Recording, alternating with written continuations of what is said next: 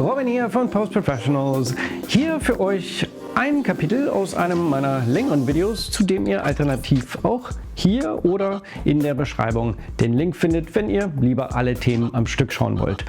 Und wenn du neu hier auf dem Kanal bist und nach einem umfassenden Training für Final Cut Pro auf Deutsch suchst, wo du wirklich alles Wichtige über Final Cut Pro lernen kannst, was es zu lernen gibt, dann schau gerne bei uns auf der Seite vorbei.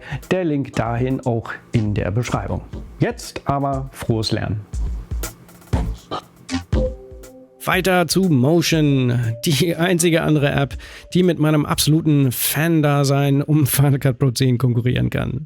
Auch wenn Apple Motion traditionell nicht so viel Aufmerksamkeit schenkt, wie sich die meisten Benutzer wünschen, auch diesmal, aber ich nehme, was ich kriegen kann. Also, was ist neu? Nun, 3D. Apple hat beschlossen, die 3D-Funktionalität von Motion erheblich zu erweitern, zumindest in Bezug auf das, was es importieren kann. Ab Version 5.4.6 hat Apple uns nun die Möglichkeit gegeben, USDZ-Dateien zu importieren. US-was-Dateien, fragst du? USDZ.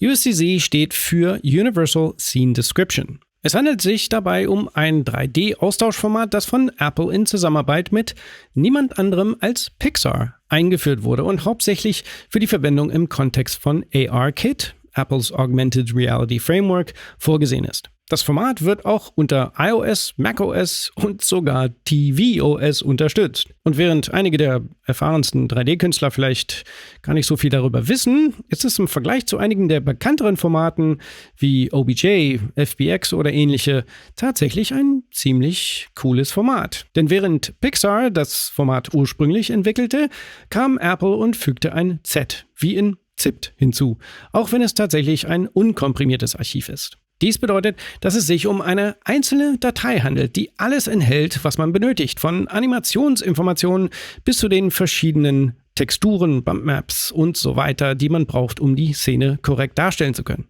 Mit anderen Worten, im Gegensatz zu so vielen anderen 3D-Austauschformaten wie beispielsweise dem OBJ von Wavefront, muss man sich nicht mit einem Ordner voller endlosen Modell- und Texturdateien befassen, sondern nur mit einer einfachen Datei, die alles enthält. Wie gesagt, auch eventuelle Animationen. Für alle, die tiefer in das USDZ-Format eintauchen möchten, werde ich in der Beschreibung einige hilfreiche Links hinterlegen, zum Beispiel zu Pixar, Apples WWDC-Workshop zu USD und mehr. Also schauen wir uns mal das Ganze in Motion an. Ich habe einfach mal ein normales Projekt angelegt. Wenn ich jetzt mal in die Mediathek schaue, sehen wir, dass es eine neue Kategorie 3D-Objekte gibt. Und hier finde ich 60 Modelle, die in 8 Themenbereiche von Bildung bis Transport unterteilt sind. Man muss jetzt also nicht mehr mit Schriften herumspielen, den bislang einzigen tatsächlichen 3D-Objekte, um sie irgendwie so hinzubiegen, dass sie nach etwas anderem aussehen, vielleicht, dass man möglicherweise als Objekt benötigt und versucht, diese dann zu animieren. Und wie mit allem anderen in der Motion Mediathek ziehe ich sie einfach von hier auf meinen Canvas oder klicke auf den Anwenden-Knopf oben, um sie perfekt zentriert in der Canvas zu platzieren. Die überwiegende Mehrheit der Standardmodelle sind statisch, aber hier und da findet man auch animierte Modelle. Da USDZ-Dateien, wie bereits erläutert, auch die mit der Datei exportierten Animationen beibehalten können. Zum Beispiel der Hubschrauber unter dem Transportation-Thema. Wenn ich es einfach in meine Canvas lege und abspiele, wird die Animation angezeigt. Und was besonders cool ist, dass Motion erkennt, ob ein Modell animiert ist und setzt dessen Parameter für die Endbedingungen des Timings automatisch auf Loop, also Endlosschleife. Das heißt, ich importiere es einfach und kann es ganz einfach auf die gewünschte Länge ziehen. Es wird automatisch perfekt wiederholt, wie man an diesen kleinen Kerben in der Timeline sehen kann, die die Loop-Punkte darstellen.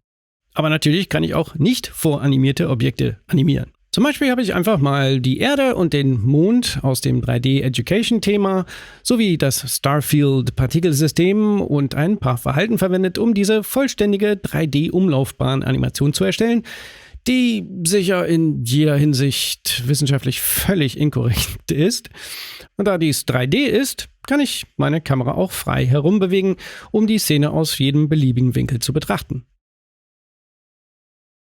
Diese Objekte interagieren auch mit Motions Lichtern, wie alles andere im 3D-Raum. So kann ich zum Beispiel meine Kamera mit einem Doppelklick zurücksetzen, ein Licht hinzufügen Es in ein gerichtetes Licht umstellen.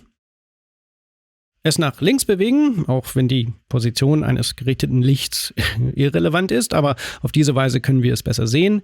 Und es um minus 90 Grad auf der Y-Achse drehen, um so etwas wie eine Sonne zu simulieren. Ich kann es sogar ein wenig gelb färben, wenn ich möchte, und die Intensität nach Bedarf anpassen. Jetzt fragen sich manche vielleicht, warum ich immer noch so viel von meinen Modellen sehen kann, obwohl ich nur ein einzelnes Licht von links habe. Das hilft dem Realismus nicht gerade, wenn die gegenüberliegenden Seiten meiner Planeten noch so hell sind. Das liegt daran, dass die gesamte Szene über ein Standard-Umgebungslicht verfügt, das im Wesentlichen dem Motion-eigenen Umgebungslicht entspricht, den ich auch setzen kann. Das Licht in alle Richtungen strahlt und alle Objekte in der Szene aus allen Richtungen gleichermaßen beleuchtet. Um die Einstellung dafür zu sehen, muss ich nur die Projektebene auswählen, im Informationsfenster unter dem Reiter Eigenschaften nachsehen.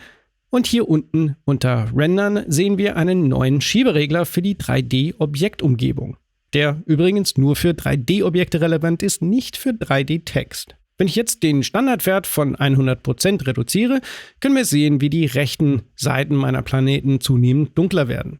Wenn ich dies auf 0 setze, werden nur meine tatsächlichen Szenenlichter, in diesem Fall mein gerichtetes Licht, zur einzigen Lichtquelle für die Szene. Und wieder kann ich einfach auf Wiedergabe klicken und meine Kamerasteuerung verwenden, um den perfekten Winkel zu finden. Natürlich mit der üblichen Echtzeitleistung bei den vollen 25 Bilder pro Sekunde meines Projekts.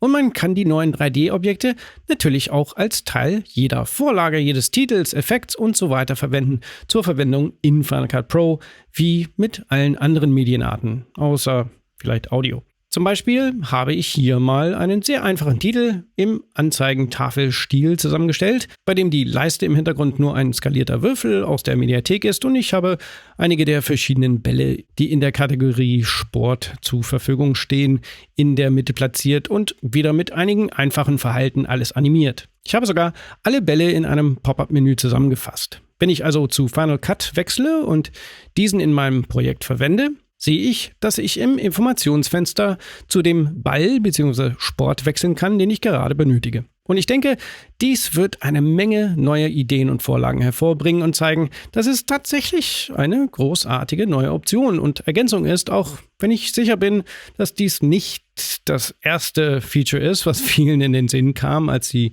darüber nachdachten, was wohl für Motion als nächstes neu sein könnte. Aber wie gesagt, ich denke, dass es trotzdem die Basis für einige sehr coole Sachen in der Zukunft ist. Jetzt fragen sich manche vielleicht, woher ich Inhalte bekomme. Kann ich überhaupt USDZ-Inhalte bekommen oder kann ich gar meine eigenen erstellen, wenn ich möchte, da 60 Modelle nicht gerade ein riesiger Materialpool sind, mit dem ich arbeiten kann?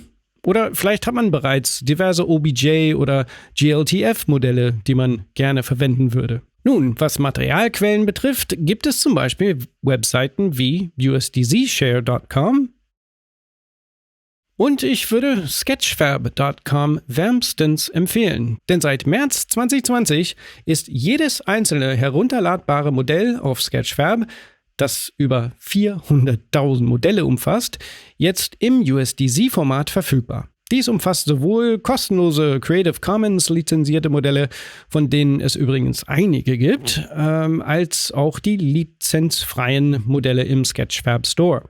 Und wie ich bereits erwähnt habe, wenn sie Animationen enthalten, bleiben auch diese in der Datei erhalten. Alles, was man tun muss, ist auf den Download-Link des Modells zu klicken und USDZ wählen. Nach dem Herunterladen kann man sogar USDZ-Dateien im Finder mit der Leertaste oder besser gesagt mit der Quick-Look-Funktion des Finders vorschauen, wie man es übrigens auch mit OBJ-Dateien kann. Danach kann ich die Datei einfach direkt in meine Canvas ziehen, nach Bedarf verlängern und abspielen. Ich denke, man sieht, dass dies eine völlig neue Welt von Möglichkeiten eröffnet, um coole Titel, Vorlagen und mehr zu erstellen, ohne dass ein Plugin erforderlich ist, um sie auch an andere weiterzugeben. Aber wie bei so vielen schönen Dingen im Leben gibt es natürlich auch hier ein paar Einschränkungen, die man wissen und beachten sollte. Die größte für mich ist, dass diese 3D-Modelle, ähnlich wie die uns bekannten 3D-Titel, leider auch in ihrem eigenen 3D-Raum leben. Mit anderen Worten, genauso wie 3D-Titel 2D-Ebenen und Elemente in einem Projekt nicht überschneiden oder mit ihnen interagieren können, können die von mir importierten 3D-Modelle nicht denselben Platz oder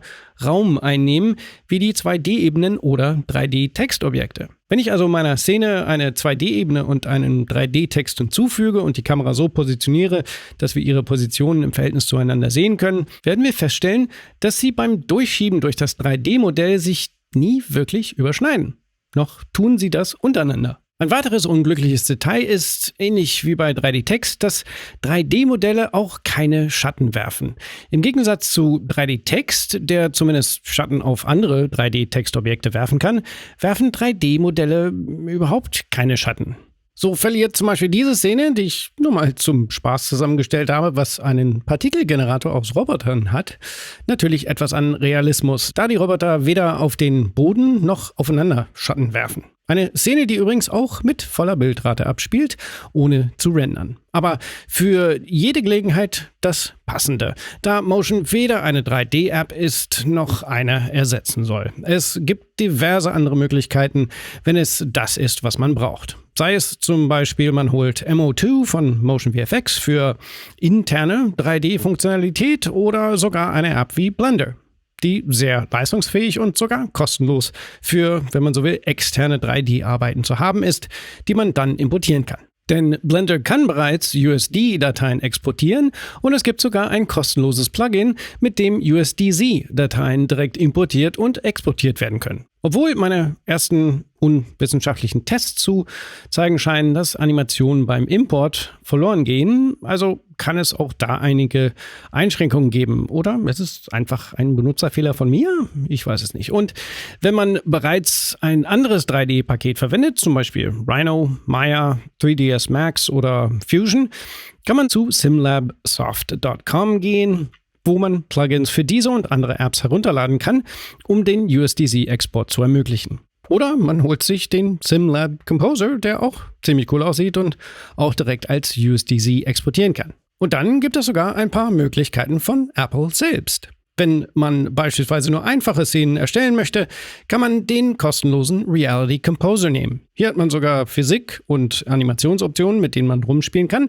Und das Beste ist, dass es eine ziemlich große Mediathek an Modellen gibt, die man ausgeben und verwenden kann. Sogar Dinge wie verschiedene Sprechblasen, Möbel und sogar ganze Uhren und Häuser, die überraschend anpassbar sind. Und wenn man fertig ist und den USDZ-Export in den Einstellungen aktiviert hat, gibt man einfach wieder alles aus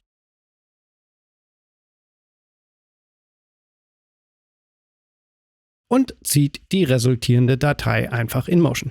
Und zu guter Letzt, für diejenigen, die möglicherweise bereits über Wavefront, OBJ, GLTF oder USD-Dateien verfügen, die sie verwenden möchten, kann man auch den kostenlosen Reality Converter von Apple herunterladen, der sich derzeit noch in Beta befindet. Damit zieht man einfach seine Datei in das Fenster und nachdem es ein wenig darüber nachgedacht hat, sieht man sein Modell, kann sogar dessen Materialien bearbeiten, wenn man will, und dann einfach wieder als USDZ-Datei exportieren. Obwohl meine Erfahrung war, dass es mit einigen OBJ-Dateien nicht so gut funktioniert. Aber GLTF-Dateien scheinen sehr gut zu funktionieren. Ich denke also, man kann sehen, dass dies das Potenzial hat, Motion-Projekte und damit auch Final Cut-Projekte einen noch höheren Produktionswert zu verleihen. Ich bin auch sehr gespannt, was die Leute so damit machen, besonders kommerzielle Anbieter. Und wenn jemand etwas sehr Cooles findet oder kennt, was in diesem Kontext interessant sein könnte, schreibt uns in den Kommentaren. Auch ich würde gerne wissen, was es sonst noch geben könnte. Und natürlich werde ich auch alle relevanten Links zu den verschiedenen Apps und Ressourcen, die ich erwähnt habe, in die Beschreibung packen. Hat dir das Ganze geholfen? Dann würde ich mich mega freuen, wenn du dem Kanal und mir mit einem einfachen Daumen hoch oder gar Abo und kleiner Glocke helfen magst, dass ich auch weiterhin solche Gratis-Tutorials produzieren kann und du sie auch nicht verpasst, wenn sie rauskommen. Dafür jetzt schon ein riesen Dankeschön und ich hoffe, euch im nächsten oder vielleicht in einem dieser Videos wiederzusehen, die YouTube meint, ihr auch gesehen haben müsst. Bis dann, bleibt gesund.